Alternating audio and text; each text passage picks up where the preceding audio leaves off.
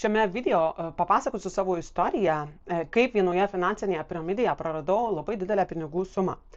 Manau, jog ši mano istorija padės daugumai apsispręsti, ar verta vis dėlto rizikuoti ne tik savo pinigais, bet ir savo reputaciją ir kaip nepakliūti, kaip nepasimauti ant tokių apgavikų, ant tokių aferistų, kurie įtikinėja ir kviečia į įvairias finansinės piramidės. Taigi, šiuo metu, mano žiniomis, kompanija LWEX jau yra audite ir ką tai reiškia? Tai reiškia, jog šiuo metu žmonės jau nebegali išsiimti pinigų. Tai yra dar vienas melas, kuris yra sukuriamas tokiuose finansinėse piramidėse. Jos dažniausiai egzistuoja metus, galbūt 2, bet ne ilgiau. Ir jau pačioje pabaigoje kaip mes galime pamatyti, jog jau ateina fiasko tokiai kompanijai, tai vienas iš tų gali būti, kai kompanija pasiūlo kažkokius ypatingus bonusus, kažkokias tai dar didesnės paskatas, kurios jūs verčia įdėti dar didesnę pinigų sumą pačioje pabaigoje. Taip, jie tiesiog susirenka dar daugiau pinigų iš žmonių ir tada kompanija sprogsta. Tai šiuo metu būtent kas vyksta su LWEX, tai vyksta auditas ir ką tai reiškia, yra sukurta kažkokia tai istorija, vat dabar yra auditas ir dabar žmonės negali jau išsiimti pinigų. Tai yra paprasčiausiai raudona vėliava ir tai reiškia, kad jeigu dar ne šiandien, tai kelių dienų bėgyje šios kompanijos paprasčiausiai nebeliks, nes tai yra paprasčiausias skemas, paprasčiausia finansinė piramidė. Ir dabar grįžtant prie mano istorijos, tai visa tai įvyko, dabar bijau pameluoti, ar 2020 metais, ar 2021 pradžioje. Buvo COVID metas, tikrai prisimenu, nes buvo mano vaikas ką tik gimęs ir aš buvau pakviesta vienos lyderės, moters, kuri mano akise buvo autoritetas, tai labai daug vienoje kompanijoje pasiekusi moteris, direktoriai, lyderiai. Ir kai aš gavau iš jos kvietimą jungtis į tokią, šiuo metu jau aišku žinoma, finansinę piramidę, tuo metu aš ją tikrai aklai tikėjau, nes man tikrai netrodė, kad tiek pasiekęs žmogus ir tokį autoritetą užsitarnavęs žmogus gali tiesiog imti ir apgaudinėti kitus. Man net nekilo minčių, kad taip gali būti. Ir ta moteris mane suvedė su dar viena moterim, kuri aukščiau linijos buvo, kuri pas ją prisijungė ir aš praktiškai tiesiogiai bendravau su ta moterimi, netiesiogiai su savo mergina, kuri mane prijungė, bet su ta moterim, kuri buvo, tarkim, vienu laipteliu aukščiau mūsų, ne? Ir jau sukūrė labai stiprų pasitikėjimą. Aišku, aš, kaip ir visi, mes turime tų dvejonių, abejonių, mes netikime, ne? Viskas skamba per gerai, kad tai būtų tiesa. Ir kompanija vadinosi Finiko, tai yra rusų kompanija. Tuometinis Finiko savininkas jau kartą buvo teistas ir visos Rusijos bankų buvo paskelbtas kaip didžiausias aferistas. Aišku, aš tuo netikėjau, viskas labai gerai skambėjo ir aš tiesiog aklai tikėjau, kad čia yra tikrai puikiai galimybė užsidirbti, ne? Ir per trumpą laiką.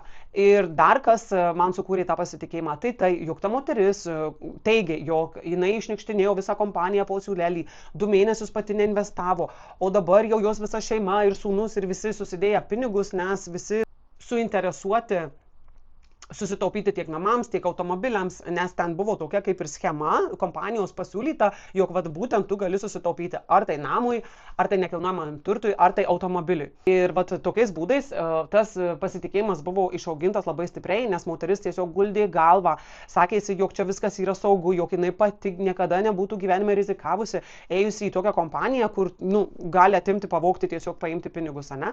Ir jinai tikrai guldė galvą, sakė, jog jos visa šeima investavusi ir pati ta moteris buvo finansininkė, baigusi tikrai ir mokslus, ir dirbanti finansuose. Tai kai tu žiūri į tokius žmonės, kurie yra tikrai ir iš finansinės pusės apsiskaitę ir tave kviečia į tokias finansinės piramidės, tai tu kaip ir aklai tikė, kad tai kaip ir visa tai turėtų būti rimta. Tai ir neilgai truko, žinoma, praėjus galbūt 2 ar 3 mėnesiam nuo mano prisijungimo, aišku, aš kai prisijungiau, aš į tą kompaniją, aš susisiekiau su viena savo drauge ir jinai man iš karto pasakė, kad bėk, sakė, pasiimk pinigus ir bėk, nes čia sakė, jinai man visą tą tiesą ir papasakojo, apie tą esamą kompaniją, nes aš pati, kaip ir sakau, rusiškai nekalbu, tai man tikrai buvo labai sunku ten suprasti, kas tenai iš tikrųjų vyksta ir kaip viskas yra. Tai man draugė iš karto pasakė, kad tenai nieko rimto, bėk iš tenai, bet aš aišku vis tik tikėjau aklai, nes buvo telefoniniai skambučiai, kurie trukdavo užtrunkdavo ir iki valandos laiko ir tau tiesiog plaudavo smegenis. Ir dėja po viso šito įvykio aš net negalėjau kreiptis į policiją, nors tikrai norėjau kreiptis į policiją, nes praradau didelę pinigų sumą. Ir vienintelis dalykas, kuris mane sulaikė tai padaryti, tai paprasčiausiai tai, kad aš neturėjau įrodymų, nes visa mūsų komunikacija praktiškai vyko telefoniniais skambučiais, o aišku, įrašų aš neturėjau. Ir kas tada įvyko? Tada tiesiog vieną dieną jau nebebuvo galima išsimti pinigų, kaip ir sakiau, buvo paskatinti buvome mes dar įsidėti daugiau prieš patį uždarimą ir aišku, žinoma, aš irgi dar įsidėjau ir daugiau ir netrukus po kelių savaičių viskas jau nebebuvo. Tiesiog platforma dingo, sprogo, tu įeini, bandai login daryti, nėra nieko, viskas dingo. Ir vat tokia tai istorija. Ir aš dabar ką matau šiomis dienomis, tai dabar apskritai Lietuvos rinkoje šitas yra ant bangos, šitos visos finansinės piramidės, tai dabar klestėjimo pats didžiausias metas, yra tikrai jų ne viena. Ir tikrai pastaruoju metu buvau pakviesta tikrai ne į vieną šią finansinę piramidę. Ir vat kokiais būdais yra kviečiama. Kas yra sakoma? Tai vieni, tarkim, sako, vat mano draugo draugas išsėmė pinigus, tai kaip ir čia, kaip ir viskas saugu, nes jau kažkas, kas įsidėjo, jau išsėmė, tai tokį kaip ir sukuria garantą irgi, kad vat ir tu išsiimsi, Dar ką jie sako, dar jie siūlo tau, kad kviesti komandos narius, nes nuo komandos narių tu prieaugis kažkoks tai yra. Bet reikia suprasti, jog visos tos finansinės piramidės, remiasi tuo, kad tai yra kažkoks tai treidinimas, kad tu atsidarius platformą ten kažkokius tai signalus gaudai, reikia paspausti porą kartų į dieną, pagaudyti signalus ir nuo to tu uždirbi pinigus. Bet esmė tokia, jog tos finansinės piramidės jos neuždirba iš treidinimo, jos uždirba iš įdėtų kitų žmonių pinigų. Ir tie, kurie atėjo anksčiau, žinoma, išsiima, dar gal sugeba įsiimti ir į pliusą, bent jau tą investiciją atsiperka jiems, jie sugeba įsiimti savo pinigus ir dar kiti išeina ir į pliusą, o visi tie, kurie ateina vėliau, jie dėja praranda pinigus, ypatingai tie, kurie ateina pačioje pabaigoje. Ir man kas pikčiausia, tai jog pas tuos žmonės, pas tas moteris, kurias aš nuėjau prieš gerus 5 metus ir praradau pinigus, jie ir dabar sėdi šiuose finansinėse visose piramidėse, nes perėjus socialinius tinklus, pažiūrėjus grupės, ten Britankės ir dar kažkokias kitas tai grupės, mes galime nuolatos matyti praktiškai kiekvieną dieną kvietimus į tas finansinės piramidės. Ateikit, investicijos, investicijos, investicijos, kaip visi geri, kaip visi uždirba ir kaip ten faina. Ir skaudžiausia tai, jog ką aš matau šiandieninėje rinkoje, ką aš matau, kas vyksta šiandien, tai tie patys žmonės, kurie prieš gerus 4 metus mane apgavo ir apgauliai išviliojo pinigus iš manęs, jie tą patį daro dar ir šiandien. Aš matau visose šitose naujose finansinėse piramidėse, visose tuose postuose, visose grupėse, komentaruose, galima matyti tas pačias personas, tas dvi moteris, drąsiai galiu jas vadinti aferistėmis, kurios, kaip ir sakiau, dirba su didelėmis kompanijomis, pavyzdžiui, tinklinio marketingo kompanijomis, jos turi subūrusios didelę bendruomenę moterų ir jos yra pasiekusios aukštus rangus ir subūrusios aplink save didelę bendruomenę moterų.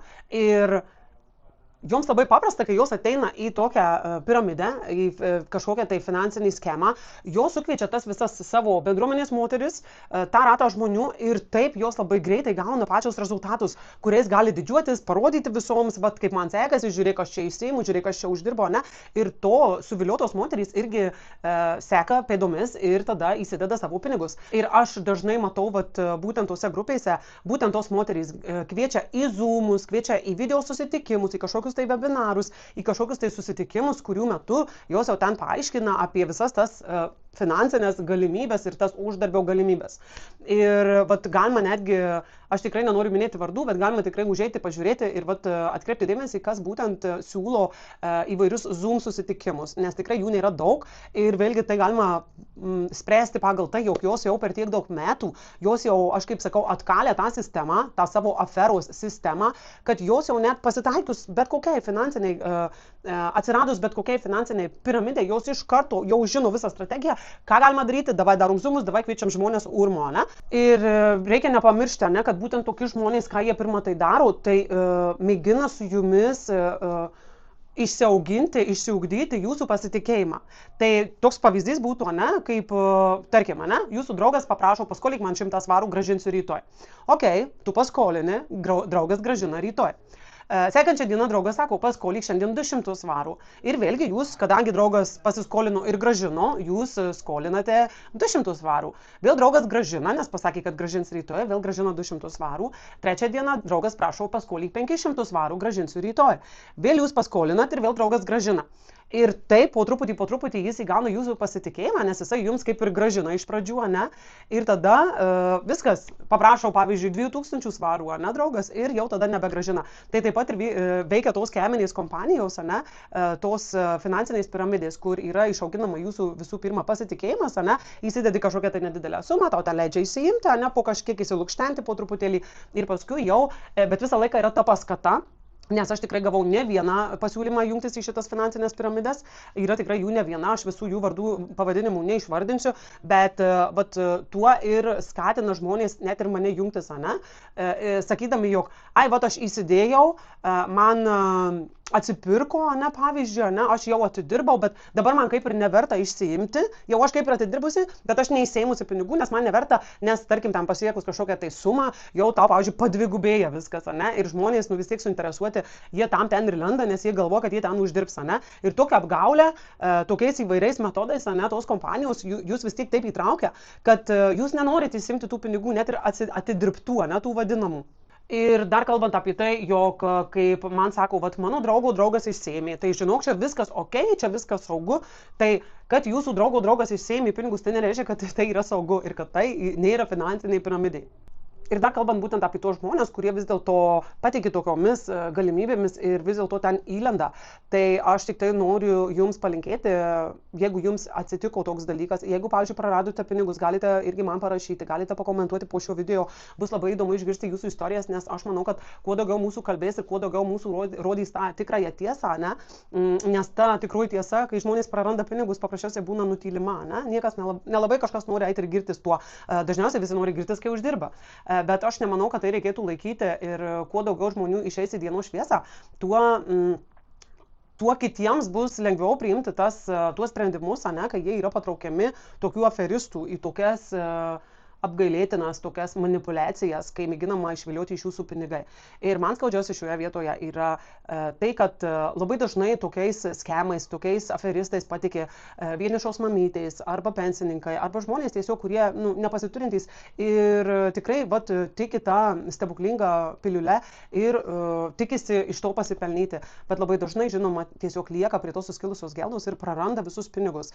Ir kas liečia būtent tuos žmonės, kurie galbūt ir prisijungė, ne, jeigu ir pabandė, tai bent jau nekvieskit kitų žmonių, bent jau netraukit į tą liūną kitų žmonių, nes visų pirma, jūs galite būti patraukti baudžiamon atsakomybėm už tokį elgesį. Ir taip pat jūs labai stipriai susigadinsite savo reputaciją. Kaip ir ta moteris, kaip ir ta lyderė, apie kurią aš anksčiau kalbėjau, kuri tikrai mano akimis buvo autoritetas, bet dabar aš ją pamačiusi tiesiog socialinėje erdvėje, man jinai tiesiog yra aferistė. Aš ją matau kaip aferistę, per kurią aš praradau labai didelę pinigų sumą. Ir jeigu bent vienas žmogus praras per jūs pinigus, tai jisai irgi tik taip matys. Ir kaip ir sakau, ne, ypatingai tie, kurie sukviečia labai didelį būrį žmonių, ne, įsivaizduokit, jeigu tas, pavyzdžiui, 100 žmonių, ne, arba 1000 žmonių pasiskųs, ne, kreipsis į policiją, tai jūs paprasčiausiai būsite patraukti baudžiamojon atsakomybėn ir netgi galite atsisėsti į kalėjimą dėl tų kelių šimtų ar tai 1000 eurų ar svarų, ne, kuriuos tie žmonės gali per jūs prarasti. Tai visų pirma, ypatingai tiems, kas dirba internete, kas yra socialiniuose tinkluose, aš tikrai nerekomenduoju lysti į tokį liūną ir dar traukti paskui save žmonės. Jau jeigu darote patys, tai darykite tai tyliai, bet jokių būdų netraukite žmonių ir nežaiskite kitų žmonių likimais, kitų žmonių naivumu, galbūt nesupratimu. Ir būtent tiems, kurie vis dėlto gauna tokius pasiūlymus ir kaip ir neapsisprendžia, ar tai eiti, ar tai neiti, ir ne visą laiką supranta, ar tai iš tikrųjų švari kompanija, ar tai yra finansiniai piramidai. Tai labai paprasta. Paprasčiausiai visų pirma, įeikit į Google, parašykit ChatGPT, įeikit į YouTube, įsiveskit, pasidomėkit, pasiskaitinėkit, pasižiūrinėkit. Ir jeigu bent viename šaltinyje jūs rasite, kur kalbama apie tai, jog tai galimas skemas, paprasčiausiai galima apgaulė, galima finansiniai piramidai, tai žinokit, kad tai yra pirma raudona vėliava. Ir tikrai jums neverta tenai lysti, nes didelė tikimybė, kad pinigus prarasite. Ir dar aš kalbėjau su savo finansininkė, kuri man labai gerai paaiškino apie investicijas. Labai man patiko tas finansinis trikampis, kur yra pinigai, laikas ir saugumas. Tai visi tie 3 kampai niekada nebus visi 3 iš karto. Jeigu mes norime, kad būtų saugiai ir pelningai, tai niekada nebus greitai. Jeigu mes norime, kad būtų greitai ir saugiai, tai niekada nebus pelningai. Ir jeigu mes norime, kad būtų pelningai ir greitai, tai niekada nebus saugiai. Tai aš labai tikiuosi, kad bent vieną žmogų mano šitas video ir mano pasidalinta istorija išgelbės to žmogaus pinigus. Ir jeigu taip atsitiks, tai vadinasi, aš padariau labai didelį gerą darbą. Ir jeigu jums įdomu, viešai vardų tikrai skelbti nenoriu, bet jeigu yra norinčių sužinoti ir laikytis atokiai nuo tų personų, nuo tų aferiščių, nuo tų apgavikių, parašykite man asmeniškai, galite mane rasti tiek socialiniuose tinkluose Eglė Kardukaitė, tai galite pakomentuoti po šiuo video.